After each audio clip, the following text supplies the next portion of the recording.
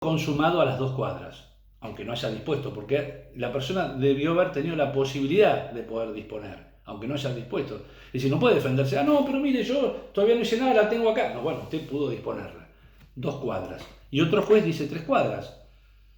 Es decir, piensa o 4 cuadras, y lo agarran las 3 cuadras, cree que es tentativa. ¿Y qué va a pasar? Y ustedes dirán, ¿y cuál es el problema? El problema es que depende de la rigurosidad del juez, es posible que una persona esté 24 horas presa o 3 años. Eso se ve especialmente, lo vamos a ver después, el robo agravado por empleo de arma, sobre todo cuando es con cuchillo, que tiene una pena de 5 a 15 años, y usted sabe que la tentativa se aplica la mitad del mínimo al tercio del máximo. En el caso de robo con arma de un cuchillo, el mínimo son 5 años, la mitad 2 años y 6 meses. Y no sé si saben que si uno le van a aplicar pica de 2 años y 6 meses y es primario, no tiene antecedentes, sale en libertad en 99% de los casos, ¿no es cierto? Pues se hace la proyección del juez de garantía y dice, no, esta persona hay que darle una chance. Entonces, porque seguramente va a tener el día de mañana, cuando salga la sentencia, en caso de condena, una pena en suspenso. Ustedes saben que la pena en suspenso se puede dar hasta los 3 años de prisión. ¿Me siguen? Entonces, imagínense que si el juez entiende que en realidad, como no llegó a las 3 cuadras, es tentativa, lo libera a las 24 horas. Pero si fue el otro juez B que piensa que a las 2 cuadras es consumado, 2 cuadras y media, entonces ya el mínimo 5, entonces no lo larga. ¿Se dan cuenta? Y esto va referido, no estoy hablando de si hay disparo o no hay disparo, hablo de la persona que es primaria y no tiene más problemas el hecho que el haber robado con un arma, que obviamente no es para aplaudirlo, obviamente, ¿no? Pero la víctima fue bien tratada, en fin, para que lo entiendan mejor, en una franja de chicos de 18 a 22, 23 grados, 23 años, donde cualquier persona le da esa posibilidad, aunque sean de mano dura. Entonces, es fundamental ese criterio, porque dice, pueda disponer de la cosa aunque sea por breves instantes. Como no está definido, son 2, 3, 4, 5 cuadras, 3, 4, 5 minutos, y esa diferencia mínima puede ser la diferencia de estar 24 horas preso o 3 años, o 2 años y pico. Bueno, después vamos a volver sobre esta cuestión. Y bueno, por eso es muy importante que vean este tipo de teorías cómo fueron evolucionando. ¿Y saben por qué? Cuando yo les decía la primera teoría de la Aprencio Rey, tocaba la cosa y ya era consumado porque no se había desarrollado la teoría de la tentativa. Eso fue con posterioridad, ¿no? Bueno, en los delitos de hurto ustedes no van a tener problema porque como los mínimos son muy bajos, evidentemente, aunque fuera consumado, si es primario va a tener una pena en suspenso. El problema empieza cuando los mínimos superan los 3 años, ¿no es cierto? Entonces, ahí sí, ya la cuestión cambia. Bueno, a ver, vamos entonces ahora a los hurtos calificados. Bueno,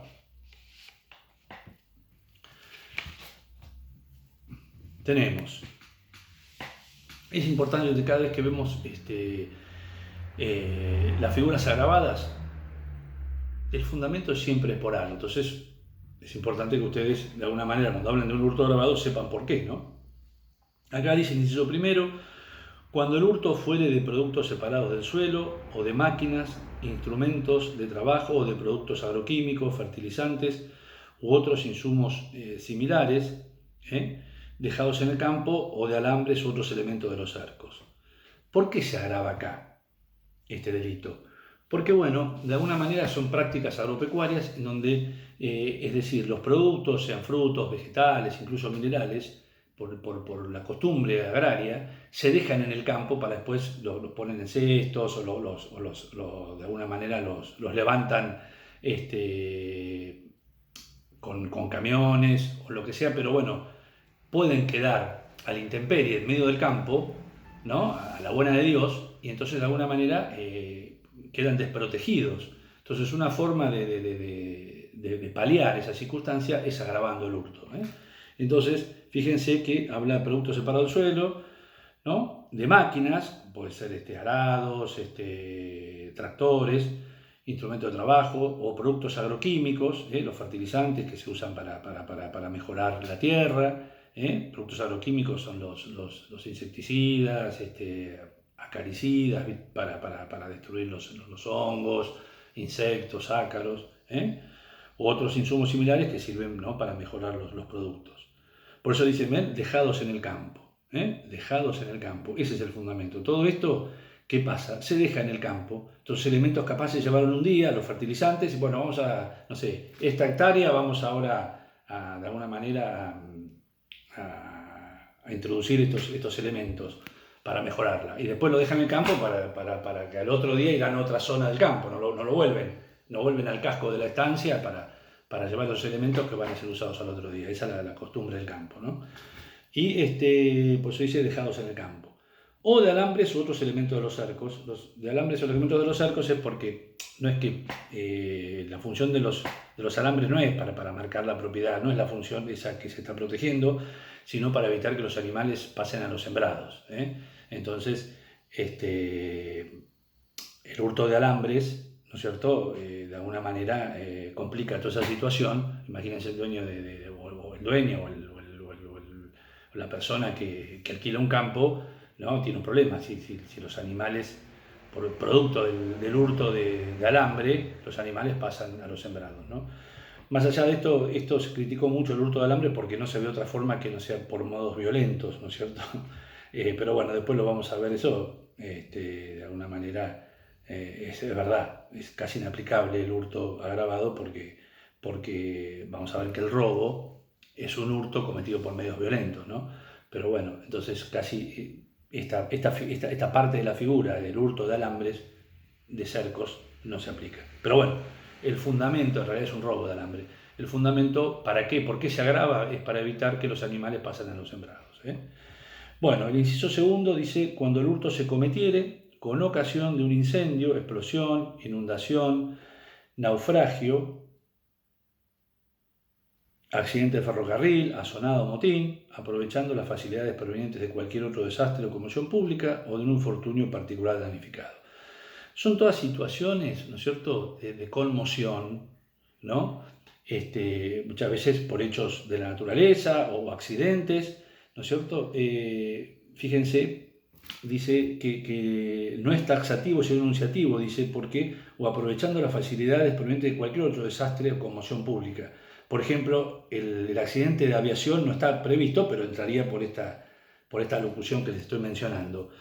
¿Qué es lo que pasa? Objetivamente, cuando pasan estas cosas, o conmoción pública, cuando supóngase, miren, yo me acuerdo cuando salió Argentina campeón en el año 78, era una conmoción pública, aunque fuera de alegría, ¿no es cierto? En la semifinal, cuando se le ganó a Perú, era un desastre la zona del Obelisco, y ahí desmantelaron, robaron el True Joyero relojero, era un desastre. ¿Por qué? Porque de alguna manera las fuerzas del orden no podían hacer frente a semejante desmadre, de alegría, lo que ustedes quieran.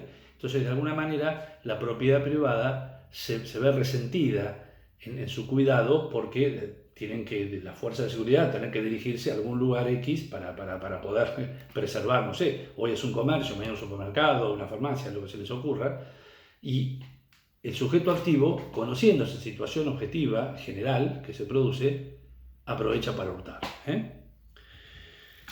También dice asonada o motín, no sé, ustedes, ahora, no sé, todos los que están en el curso veo que son muy jóvenes, pero hubo, ¿no?, hace muchos años atrás, levantamientos, ya sea hubo levantamiento cara pintada o de movimiento Todos por la Patria, que no sé, si supónganse un ladrón en San Justo, cuando fue el tema del movimiento Todos por la Patria, que tomaron, no me acuerdo ahora el distrito militar ahí ya me va a salir por la tablada, habiendo tiros, disparos, tanques, bueno, imagínense, en la zona aledaña se dedican a hurtar. Objetivamente, las fuerzas de seguridad se han puesto en mira a tratar de sofocar la asonada, la rebelión o el motín. Y esto es aprovechado por el delincuente sabiéndolo, para poder hurtar más tranquilo, ¿no? Bueno, y también dice después, o de un infortunio particular damnificado. Este infortunio puede ser físico o moral. Imagínense, puede ser una persona que es ciega, o alguien que está, o lo embriagaron, o se embriagó por propia culpa, o tuvo un accidente de auto, y esa situación es aprovechada para alguien para hurtarle. Y también es moral, supóngase que, no sé, alguien va a un velorio y la persona está compungida, el deudo está compungido, y entonces esto es aprovechado por la persona que ve que su billetera la dejó arriba de una mesa, entonces se la lleva. Bueno, estas situaciones son las que presenta la ley, ¿no? También, por ejemplo, supóngase, o el tipo que tiene un sueño patológico, ¿no? Porque algunos han discutido si supónganse, vieron que los jóvenes duermen, que por más que uno les baile un malambo arriba de la cabeza, no se despiertan por nada. Bueno, eso no sería un hurto agravado porque no es patológico. Aunque, bueno, aunque de alguna manera un juez si condena lo tendría en cuenta. Diría es un hurto simple, pero bueno, porque le faltó la parte patológica, pero el fundamento es muy parecido, ¿no? Aprovecho esto para que ustedes entiendan lo siguiente, hablando de la analogía. A ver, les pongo un ejemplo bien claro que todos saben. Ustedes van a ver que, supónganse que el homicidio cometido por el hermano, que Juan mata a su hermano, ¿no? A veces me han contestado que es homicidio calificado por el vínculo. Y el sentido común indica que no es algo que esté mal pensado, pero ¿qué pasa? Razones de política criminal no han puesto al hermano como uno de los sujetos, ¿no? En el círculo de del parentesco tan directo. Y fíjense que sí que están los delitos del orden sexual, de la integridad sexual. Está junto con el padre, madre, es decir, como sujetos activos calificados de alguna manera, ¿no es cierto? Entonces, no puedo aplicar la analogía, no le puedo aplicar el agravado, por razonable que sea. Me voy al homicidio simple. Y sí puedo aplicar la analogía diciendo, si el homicidio simple de 8 a 25 años, puedo decir con todos esos fundamentos que pegó en el palo, para hablar caseramente, en el agravante del homicidio agravado y le doy 24 años, por así decirlo. ¿Se dan cuenta? No puedo usar el agravante para embromarlo y darle la peor figura. Tengo que bajar. ¿Por qué? Porque no está previsto. Pero sí puedo aplicarle en el homicidio simple todas esas circunstancias, ¿no es cierto? Casi que están prácticamente todas presentes, pero bueno, por una cuestión de que los legisladores entienden que el hermano no debe estar en el homicidio calificado por el vínculo. Bueno, y este caso es lo mismo. Un chico adolescente que duerme como un lirón y no lo despierta nada, si no es patológico, queda en la figura básica y no es el agravado. Bueno, después tenemos el inciso tercero, dice, cuando se hiciere uso de ganzúa, llave falsa u otro instrumento semejante, o de la llave verdadera que hubiere sido sustraída, hallada o retenida. En este caso, lo que se está valorando es la peligrosidad del delincuente, ¿no? No nos rompe nada, pero vieron como en las películas, usa la ganzúa, que muchas veces es un alambre doblado en la punta, que sirve para abrir los pestillos de la cerradura. Dice, uso de ganzúa, llave falsa u otro instrumento semejante, ¿no? Cualquier cosa que se le parezca. Llave falsa, por ejemplo, no sé, alguien se descuidó, le saqué un duplicado de la llave y la llave falsa. O la llave verdadera que hubiese sido sustraída, se sustrajo para después entrar, hallada, que estaba perdida y fue hallada, o retenida. Supóngase que alguien tuvo la llave y alguien pidió que se la devuelva, no sé, se la prestamos a un amigo y no me la devuelve, se la reclamo y después el día de mañana usó esa llave la retiene en definitiva, y entonces la usó para hurtar. Entonces, en este sentido, se muestra la mayor peligrosidad y se agrava el hurto. Inciso cuarto, dice cuando se perpetrare con escalamiento. Recuerden cuando empezamos la clase que yo les dije escalamiento. Si ustedes dieran examen, ¿no es cierto? Entonces, hay una pregunta que es cantada, es la siguiente. A ver, hábleme sobre el concepto jurídico de escalamiento. Entonces, la persona supuestamente no lo sabe bien y dice, a ver, ¿qué es escalamiento? Y seguramente es trepar. Entonces, me van a decir, es subir. Y yo les voy a decir, está bien, pero es incompleto. ¿Por qué? Porque jurídicamente hablando, escalamiento va tanto subir como bajar. ¿Ven? Va contra el sentido vulgar de la palabra. Escalamiento significa penetrar por una vía que no está destinada a servir de entrada. ¿no? Y vencer una defensa predispuesta, aunque no esté predispuestamente puesta por el hombre, sino que yo puedo tener, no sé, de estética una pared muy linda, que tenga 2 metros y además me sirve a mí como seguridad, ¿no es cierto? Y lo importante es que esa defensa predispuesta, de alguna manera, pare a ese supuesto agresor que no se va a detener frente a ese obstáculo que ve, ¿no?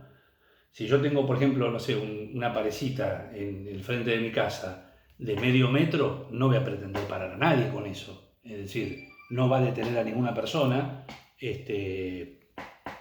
llevar adelante, si se lo propone, un robo, un hurto, ¿no es cierto? Entonces, lo que exige la ley, en este caso, es que se vence una defensa predispuesta, ¿no es cierto?, que normalmente va a ser en forma ascendente, ¿no? Es para subir, ¿no? Subir una pared, subir, en definitiva, una reja, lo que sea. Pero tiene que haber un esfuerzo considerable de la persona, para que hablemos de escalamiento. Y decíamos que puede ser tanto para subir como para bajar, cavando un pozo, incluso puede ser a nivel. Supóngase que yo viva en un semicastillo, entonces me armé una fosa con cocodrilos que van circundando alrededor y la persona dice, bueno, tengo que nadarme estos 10 metros en medio minuto hasta que venga el cocodrilo que da la vuelta. Bueno, es un esfuerzo considerable. Escaló en un sentido jurídico, aunque fuera a nivel, ni para abajo ni para arriba. Entonces, recuerden, no es el concepto vulgar el que interesa el escalamiento, porque eso lo sabe cualquiera. Y en este sentido les digo, en derecho, cualquiera sabe esto. El punto es cuando es vidrioso el tema, ¿no? Y bueno, y saber los argumentos pro y en contra, y después dar la opinión si ustedes quieren suya, pero bueno, manejando todo y lo que dice la jurisprudencia, ¿no? Entonces, recuerden que el concepto jurídico es penetrar a un lugar por una vía que no está destinada a servir de entrada. ¿Cuál es la vía para servir de entrada? La puerta. Entonces, ¿por dónde entra? Y entra por la pared, ¿no es cierto?, que delimita con el vecino, en fin, y siempre demostrando un esfuerzo para entrar, ¿no? Bueno, el inciso quinto dice, cuando el hurto fuese de mercaderías o otras cosas muebles transportadas por cualquier medio y se cometiera entre el momento de su carga y de su destino o entrega o durante las escalas que se realizaren. Bueno, acá no hay ningún problema, dice, fíjense, fuese de mercaderías u otras cosas muebles transportadas. Obviamente son objetos muebles, ¿no? Y bueno, está muy claro, cuando uno de alguna manera deja que su valija vaya en el baúl del colectivo o lo transporta vía aérea, lo que sea, se desprende de la cosa. Entonces, una de las formas de compensar esa vulnerabilidad de los objetos es agravando la pena.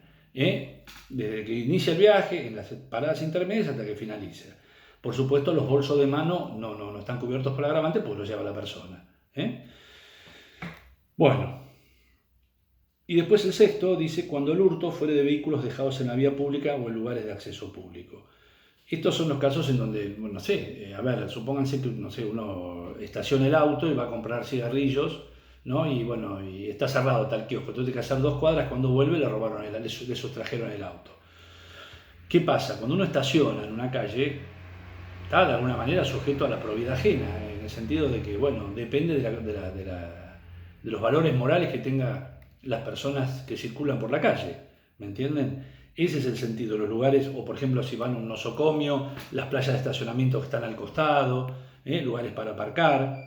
Y habla de vehículos, y es una expresión bastante amplia, no se refiere solamente al automotor, al camión, sino también a todo lo que el hombre no arrastra o empuja.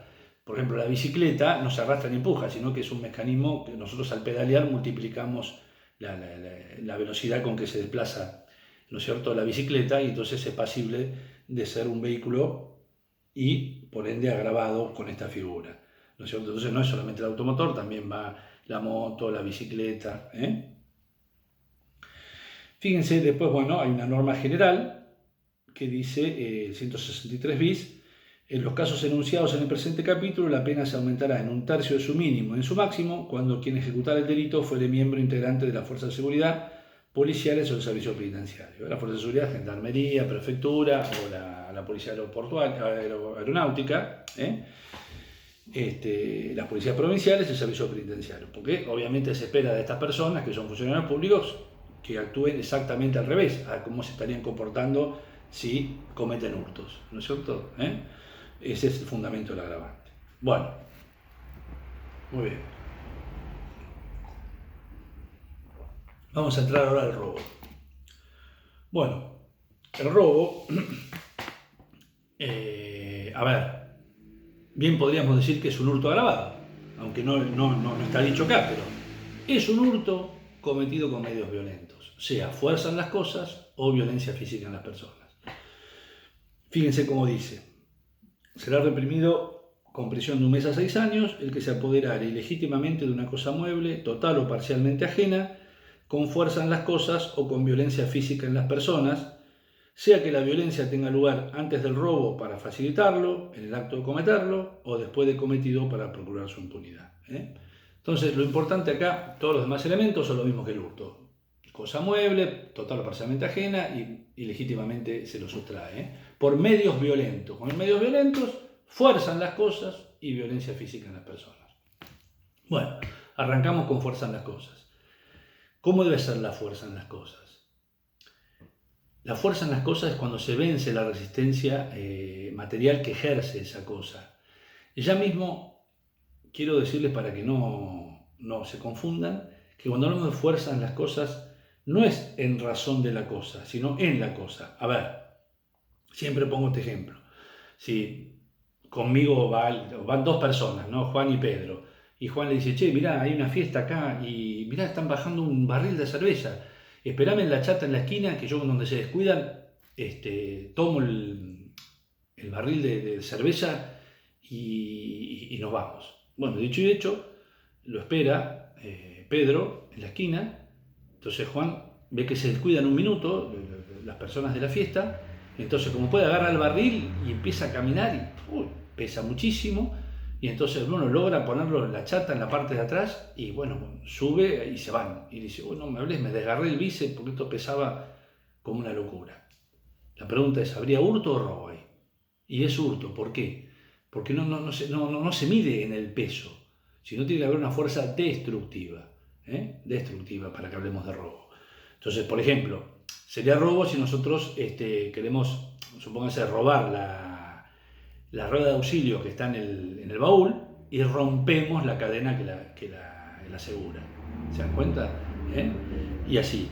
Entonces, una fuerza destructiva. Fíjense que es importante que puede ser rompiendo, fracturando, agujereando la cosa. Ahí había uno que daba un ejemplo, por ejemplo, supóngase que los marineros que están transportando en un barco barriles de ron, ¿no es cierto? Entonces agujerean el barril para poder beberse el ron. Ahí tienen un caso de fuerza en las cosas. Y lo importante es que otra cuestión que Soler marcaba, Soler dice que en la medida que la persona se maneje como hubiera procedido el propietario, no podemos hablar de fuerza en las cosas. Por ejemplo, supónganse que viene alguien y con una llave cruz me lleva la rueda de mi automotor. La realidad que hizo el ejercicio que haría cualquier persona para cambiar una rueda, por más que se disloque la muñeca cuando está tratando de aflojar las tuercas, ¿entienden? Entonces eso es importante que lo tengan claro, que en definitiva, o si tomamos con la mano, por ejemplo, una naranja, bueno, también lo mismo, por más que rompemos la ramita cuando tomamos una manzana, bueno, no deja de ser hurto, no es robo. Ahora, eso no lo podemos llevar al extremo, ¿no? Porque supónganse que mañana, no sé, a ver, entra un ladrón a mi casa y dice: uy, qué lindos azulejos estos del baño, ¿no? Y entonces agarra y rompe los azulejos, 2 o 3, y después logra llevarse varios. Y mañana, bueno, lo procesan por robo y él dice: no, pero a mí me dijeron que si el dueño quisiera cambiar los azulejos del baño, hubiera hecho lo mismo que yo. No lo podemos llevar hasta ese extremo, ¿no? Lo mismo que un ventilador de techo. No está por seguridad y puesto arriba. Si yo rompo para llevármelo, estoy haciendo lo mismo que haría el dueño, ¿no es cierto? Y bueno, y no deja de ser un robo eso, ¿no? Y fíjense que también A veces es posible que el daño no esté, porque ustedes fíjense que la fuerza en las cosas, de alguna manera, supone un daño en las cosas. Y ahí no hay un concurso de delitos, no es ni ideal ni real, sino es el principio de la absorción. ¿Por qué? Es un concurso aparente porque el daño aparece como un elemento constitutivo del robo, que siempre tiene que ser antes o durante. Tiene que haber una relación de medio a fin en el robo, la fuerza de las cosas. Pues vamos a ver que, supónganse que yo entro a una casa, ¿no es cierto? Y bueno, nada, sin romper nada, me llevo, no sé, encontré 5.000 pesos y me voy. Cuando me voy, como le tengo bronca al propietario, rompo un vidrio que no tiene ninguna conexión. Entonces ahí hay un hurto, un hurto con un concurso real con daño. Pero cuando la situación del daño es de un medio a fin, donde rompo la ventana de un piedrazo para poder entrar o de alguna manera rompo la vitrina para sacar lo que hay dentro, hay una relación de medio a fin y entonces ese daño no hay un concurso. ¿Ven? Ahora, es posible que el daño no aparezca jurídicamente hablando, supóngase, Soler creo que pone el ejemplo, el posadero que para robarle plata al cliente entra a la habitación del cliente y rompe el placar donde tenía el dinero. Obviamente el placar es de él, pero no deja de robo por eso. ¿Se dan cuenta? Aunque el daño nunca lo podríamos evaluar porque no hay daño contra la cosa propia. En realidad es de él, ¿no es cierto? Del dueño el armario. Y también puede haber robo, por ejemplo, si nosotros queremos parar un carruaje, paramos a los caballos que vienen con una fuerza desplegada, sin que finalmente lo paramos por la fuerza, pero sin que haya daño, ¿no es cierto? Pero igual no deja de haber robo. Bueno, y ahora tenemos que ver la violencia física en las personas. El tema de la violencia física puede ser antes, durante o después. Antes atamos al sereno para entrar, durante entro a un lugar para hurtar y sin querer complicaciones el dueño me advierte que estoy sustrayendo algo y se me viene encima, y entonces forcejeo con él, ya está, ya con eso tengo el robo, ejercí mínima violencia. O la misma situación, me corre y para lograr la impunidad le pego un empujón, por ejemplo. Ya antes, durante o después es lo que califica el robo, por el ejercicio de la violencia. Hay un tema que es fundamental acá, que tiene que ver con la violencia física. Ustedes fíjense que la mayoría de los hechos tienen que ver con prácticamente todas las sentencias por robo, por ejemplo, con arma, ¿no es cierto? Dice el que mediante intimidación con un arma de fuego. Entonces cualquiera diría, pero ¿cómo intimidación? Si acá habla de violencia física. Es todo un tema porque, bueno, muchos lamentablemente han sido heridos realmente y otros han sido intimidados, pero no heridos físicamente, sino intimidados psíquicamente. ¿A qué quiero ir con esto? Porque, ¿qué pasó? En el año 1921, a instancias de González Roura, que era senador, él dijo, a ver, ¿por qué no dejamos para la extorsión la intimidación y la violencia física para el robo? Pero enseguida se dieron cuenta que eso no, de alguna manera no, lo único que trajo fue un gran caos. ¿Por qué? Porque, ¿cuál es la buena doctrina? Que hoy ya ni se discute y que es así. Que cuando la intimidación, por ejemplo, con un arma de fuego, supone el ejercicio inmediato de violencia, sea dispararle, donde al ladrón se le dice, mira, dame la plata o te mato, es decir, no hay posibilidad de elegir, eso se llama, según Soler, violencia tácita, que es como si fuera física, porque supone el empleo inmediato de la fuerza. No hay intervalo temporal. O le doy lo que me pido, me matan, o me hieren, o me pegan. ¿Se entiende esto? Entonces, por ahí yo le doy las cosas y la realidad es que no me pegó, pero esa intimidación no me dio opción. Distinto es en la intimidación propia de la extorsión. Supóngase yo vuelvo a mi casa de trabajar y me paran en la esquina y me dice, mira, escúchame, Roberto, si vos mañana a esta misma hora no me traes 10.000 pesos, yo mato a tu hijo. Es decir, yo puedo ir a mi casa a comentárselo a mi mujer. ¿Por qué? Porque en esa intimidación, de alguna manera, hay un intervalo de tiempo entre la amenaza y el cumplimiento. Entonces ahí está la extorsión. En el robo no tengo ese intervalo de tiempo. O doy en ese momento lo que tengo o me matan. Entonces, para que les quede claro, esa violencia que viene, que en los hechos vienen la mayoría, el 90%, con el empleo de arma o lo que sea, supone una violencia tácita, que es como si fuera física. ¿Por qué? Porque supone el empleo de violencia en forma inmediata, ininterrumpida. La bolsa o la vida. Así. Bueno. Y bueno, vamos a ver entonces ahora los agravantes. Tenemos el 165, que se llama dice, se impondrá reclusión o prisión de 10 a 25 años si con motivo o ocasión del robo resultara un homicidio. Bueno, esta figura, fíjense la pena que tiene, ¿no? 10 a 25 años. Es una figura que siempre se la compara con uno de los homicidios agravados que está previsto en el artículo 80, inciso séptimo, ¿no? Que dice: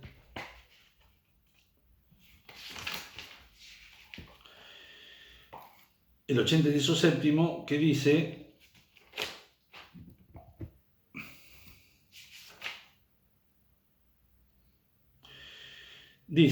para preparar, facilitar, consumar, el que matare a otro, dice, ¿no? Para preparar, facilitar, consumar o ocultar otro delito, o para asegurar sus resultados, o procurar la impunidad para sí o para otro, o por no haber logrado el fin propuesto al intentar el otro delito, ¿no? La pena es de prisión perpetua.